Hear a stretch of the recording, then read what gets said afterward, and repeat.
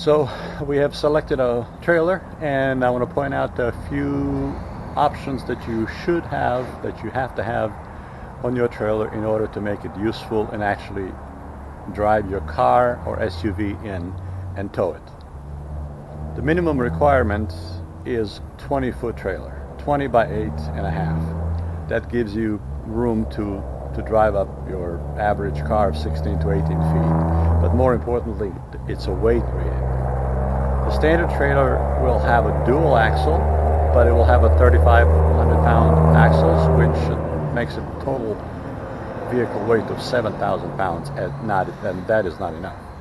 These trailers weigh about 3,500, so that means if your vehicle weighs 6,000 pounds, you are way over 7,000 limits, so it would be unsafe and it would be illegal. So those are some of the things you have to consider when purchasing the trailer to tow your vehicle inside. Our trailer, as things stand right now, is about 3 months from completion. We put the order, we put the deposit, we got a VIN number. Each trailer is issued a VIN number at the beginning of the process, but delivery itself, it's looking at as June right now. So we'll update you on that, and I'll update you on which company we're going with and why. But some of this, I just want to point out some things that you need to consider when buying a trailer to tow your vehicle. Okay, so let me point out some things that well, you need for an upgrade. Front, this is what is considered V-neck. In front, you're going to need an additional beam. So we're a triple beam with what I call a V-neck. You might want to consider your jack. That this is a standard 2,000 pound. That may not be adequate. You might want to go up to 5,000 or 7,000.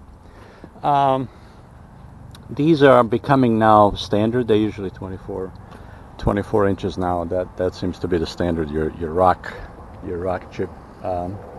On the outside, on the siding, your skin is generally going to be 0.024 mils, which is the cheapest. That's a base metal, and the screws are going to be 16 inches apart. What we opted for would be a stronger metal, would be 0.30, which is about 20-25% stronger, and we'll have what I call seamless screw. So these will be missing.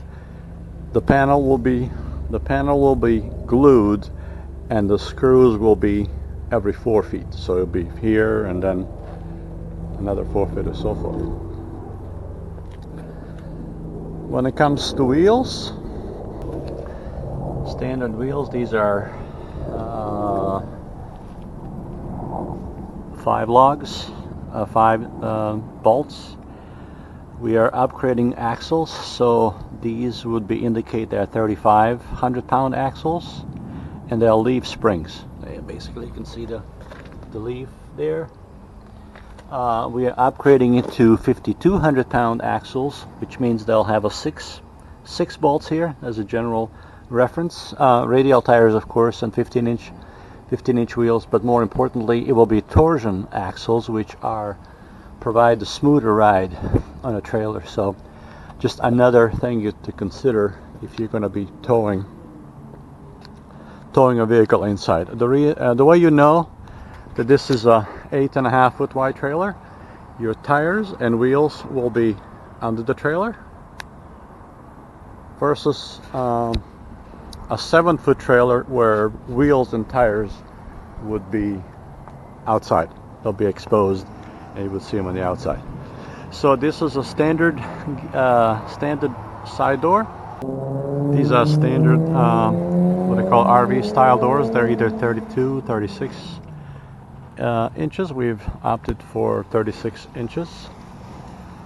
Another thing we added was a sidebar lock, just to make it a little safer. These can be locked on the inside. On the inside, we're adding some things that we need for the car. So on the roof, a standard roof is galvanized. It's a multi-piece. There's sheets every 4 feet. We have upgraded to one-piece aluminum roof, and we also added additional vent because we like light Inside flooring is going to be a standard 3/4 inch plywood, and these D-rings, they will be standard. Usually have 4 of these. They're about 5,000 pounds rated. The upgrade we went with is on the sidewalls. We elected to go with the 3/4 inch plywood, which again, if you want to screw something, tools or other knickknacks on the wall, you need a stronger plywood, and 3/8 of an inch standard will not do. It will be not strong enough. Also on the floor, we are adding a rubberized floor, so it will be on the gate itself and the flooring, just to make it sturdier and neater. And also, and this trailer does have, there's an insulation, there's a small, like a 3/8 of an inch insulation, so to keep some of the heat from coming into the trailer. So these are some of the upgrades that we are adding to our trailer. Also, another useful feature we're going to have at the back, we're going to add the jacks at the bottom here to make it to be able to drive up the car when the trailer is unhooked. Otherwise, in order to drive the car in, you have to have trailer has to be hooked. So we're getting a triple bar up front to make it stronger. Our V-neck is also going to be longer. This is your V-neck. It looks about, this space looks like about 18 inches. Some go as far as 24.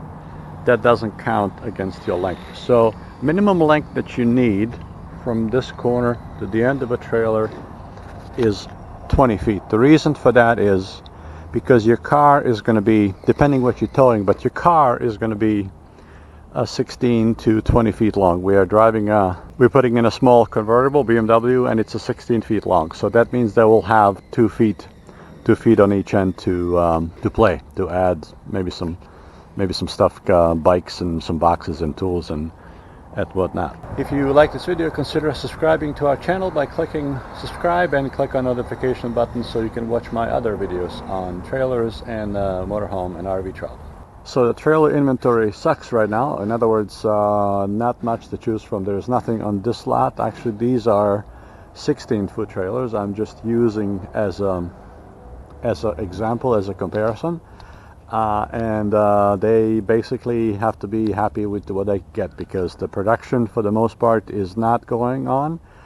There's a shortage of metal right now, the aluminum skins that used on the outside. A lot of manufacturers are having problems from getting those, and so yeah, the production is just on hold. Your trailer has to be 8,500 feet, 8.5 feet wide, which is industry standard, but also legal limit on the road. So 8.5 feet is the maximum you can go. This is an example of semi-screwless trailer. The siding is, even though this seems a cheaper metal still, but the screws are every 4 feet or so. This is another view. That's additional upgrade that we chose to go with the stronger metal, fewer screws, and the siding is glued as well as having the screw every 4 feet. Another option to watch nowadays is LED lights. Some may be optional, some are not, but look for it. These are going to be standard on your gate. You're going to have a two bar locks, and pay attention how long the warranty is. Warranty on these trailers can be anywhere from 1 to 5 years. The longer, of course, is better. So our is 5-year warranty. So another reason we chose that company. Thanks for watching. Consider subscribing to my channel, and we'll see you down the road.